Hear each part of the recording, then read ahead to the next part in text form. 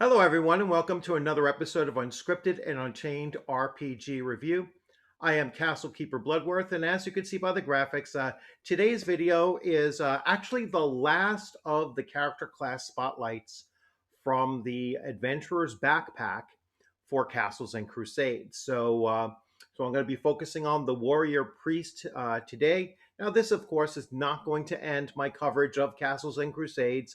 I have two new supplement books that I just picked up recently, and I still will continue to dig into the Player's Handbook, the Castle Keeper's Guide, and other resources as well. I still have some of the codexes to cover some of those ancient civilization settings and deities and creatures and such as well. So loads and loads more of content for Castles and Crusades.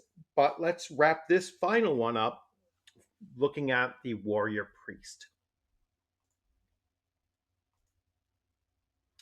And I'm just going to double check to make sure I am looking at the right screen.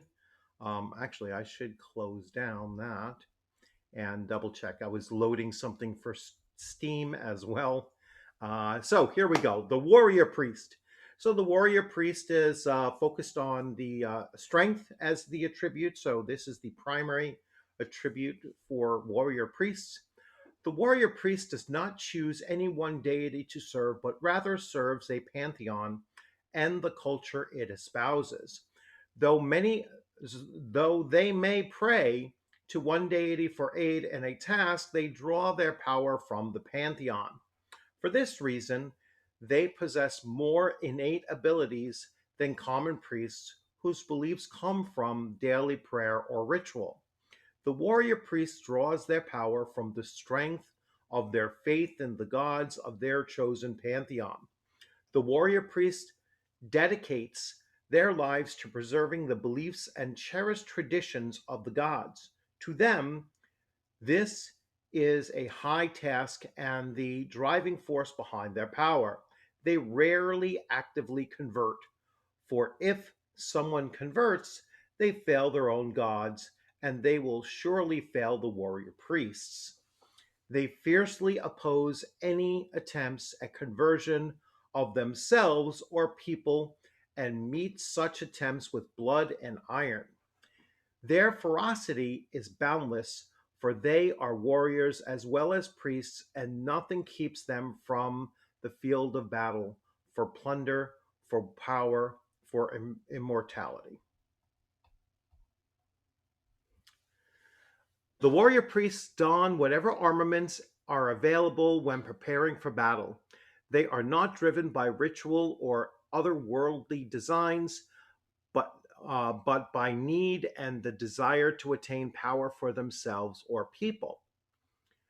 For this reason, they wear armaments of all kinds, from the hides of animals to the mail of the forge.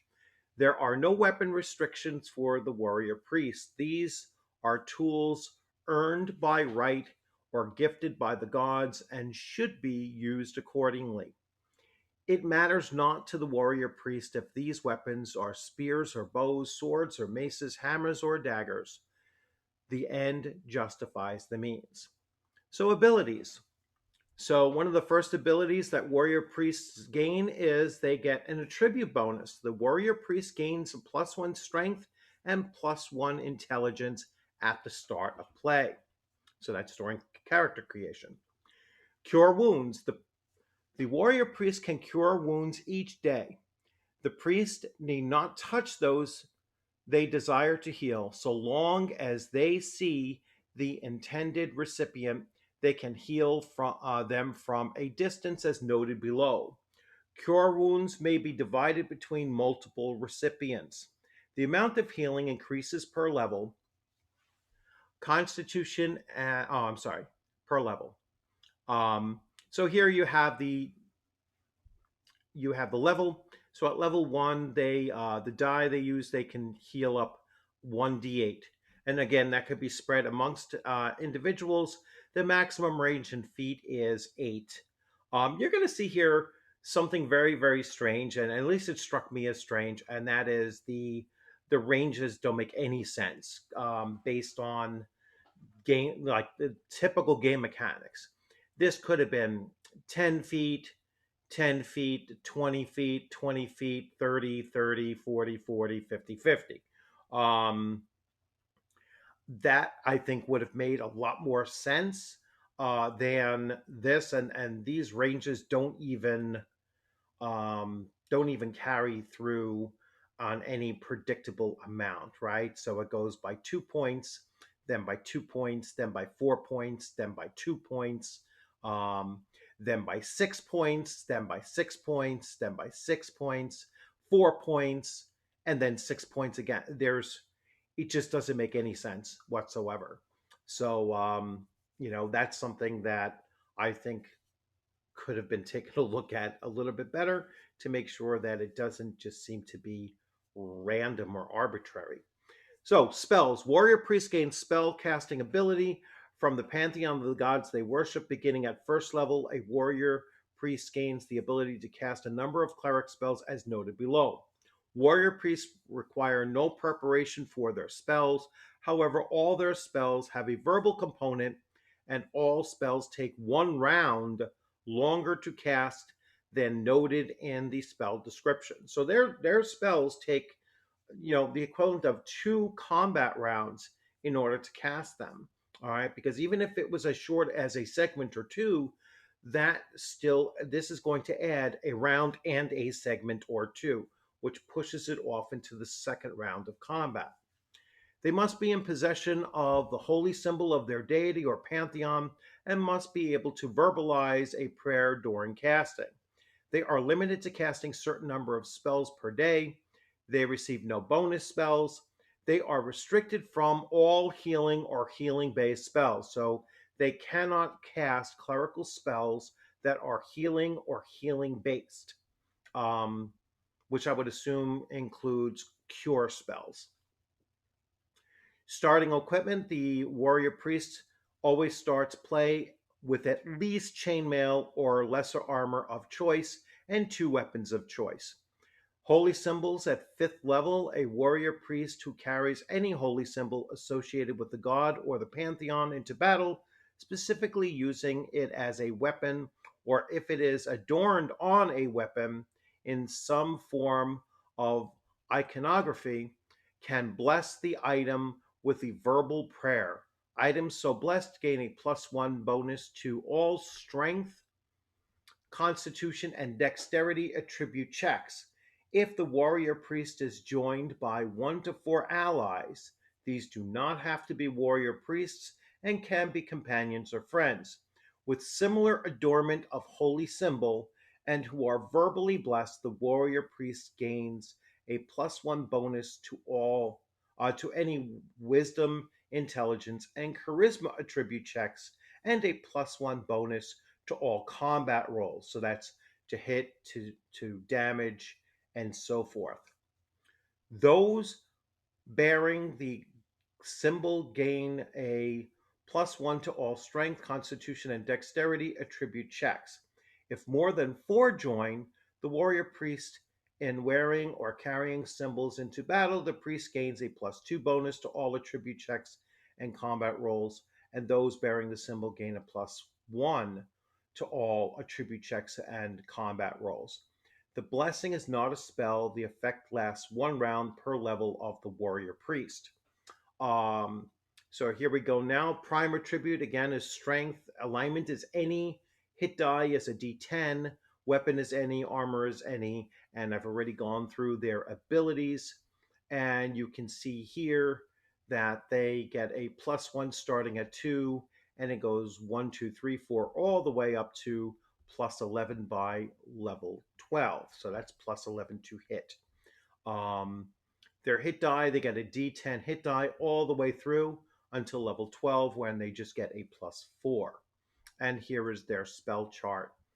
And again, remember, no healing or cure spells from the clerical list, but they can take all other spells and use them at that ability. So it's an interesting class. So it's a very interesting class. It's perhaps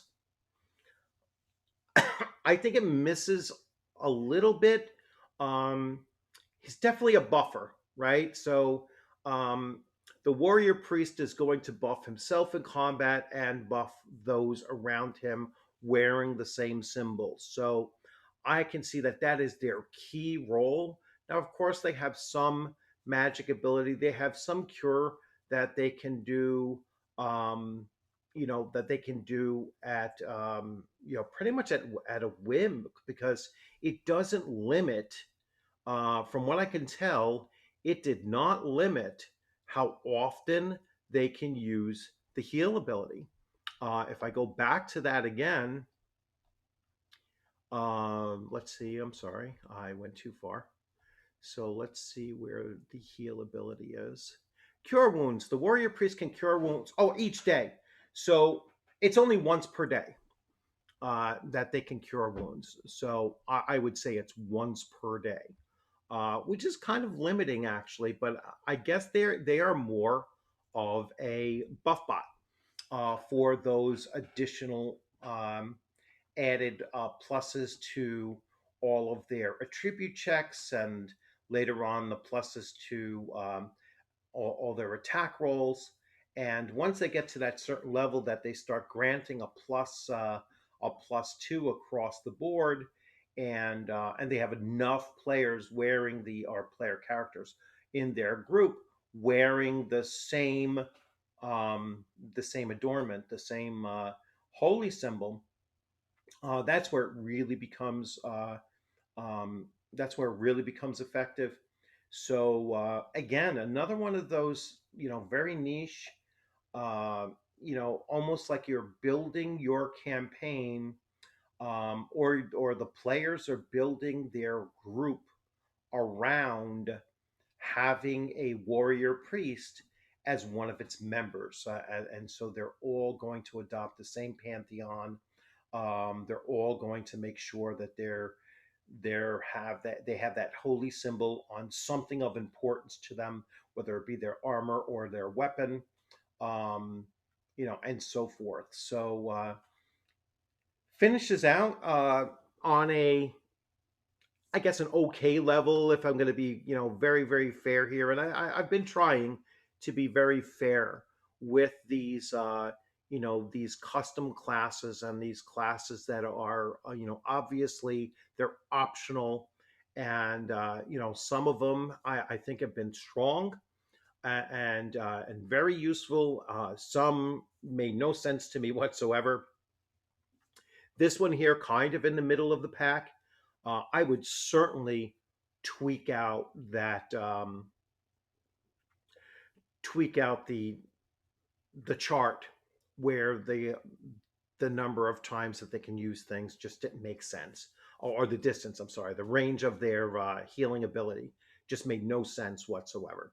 So if the people at Troll Lord Games sees that, that's my thing about that. That's my major gripe, is that I like to see charts and progressions of ability kind of make sense, and be something that you can actually plot and see the rationale behind it.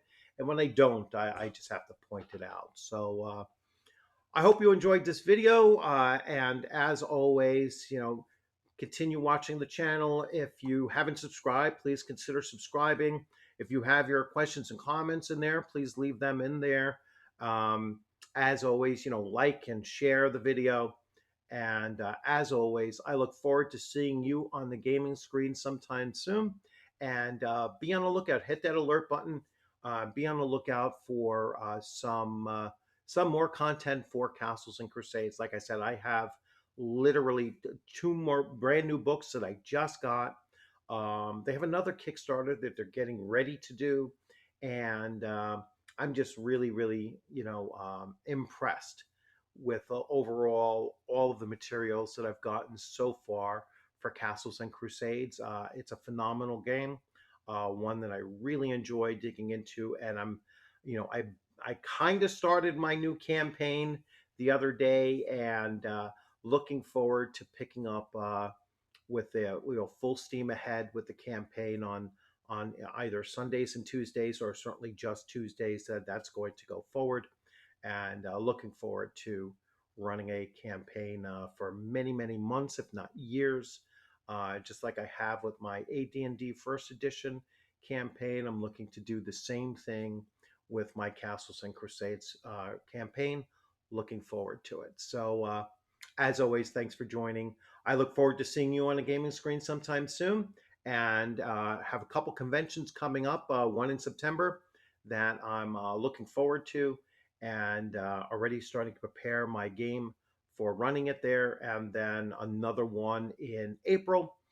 That's Rising Phoenix in Massachusetts, and looking forward to doing that as well. So you all have a great rest of your week, and as always, just keep on playing out there, keep on enjoying your games, and I'm going to continue on with these. So don't be afraid that I'm going to stop my Castles and Crusades content, just considering that this is the last of the character class spotlights. Take care.